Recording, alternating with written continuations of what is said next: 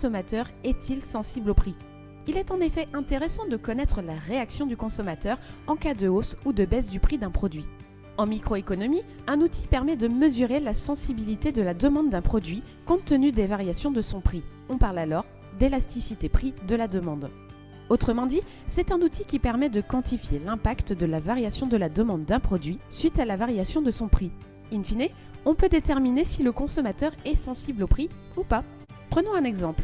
Une paire de chaussures coûte 50 € en janvier et 45 € en mars, compte tenu du nombre élevé de paires encore disponibles. En janvier, on en vend 100 unités, en mars, 120. L'élasticité prix de la demande étant le rapport entre la variation de la demande et la variation du prix du produit vaut 120 moins 100 sur 100, qui est le taux de variation de la demande, divisé par 45 moins 50 sur 50, qui est le taux de variation du prix des chaussures, soit 20% sur moins 10%, qui est égal à moins 2.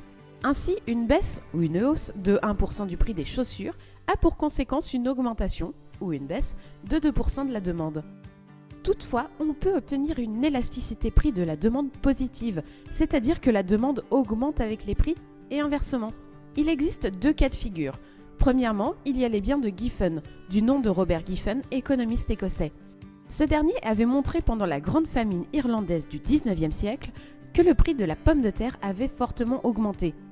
Les familles étaient alors obligées d'allouer une part plus importante de leur budget pour continuer à consommer ce produit quotidien.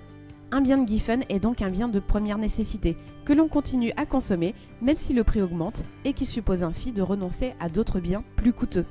Deuxièmement, les biens de Veblen, du nom de Thorstein Veblen, sont des biens dits de luxe. Si le prix du produit n'est pas assez élevé, les consommateurs ont la sensation que ce dernier ne reflète pas son positionnement haut de gamme. Si le prix augmente, la demande augmente, car la qualité perçue est supérieure et le prix symbolise alors ainsi un certain statut social. On appelle cela l'effet Veblen.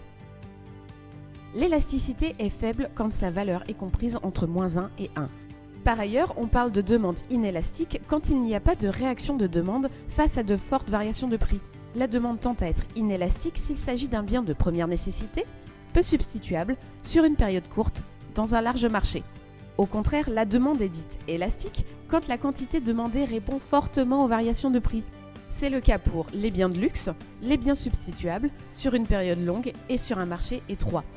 Enfin, cet outil est utilisé par les entreprises pour estimer l'évolution de la demande en cas de changement de prix. Il est aussi utilisé par l'État, notamment quand il cherche à anticiper les effets d'une hausse des prix sur la consommation provoquée par une augmentation des taxes.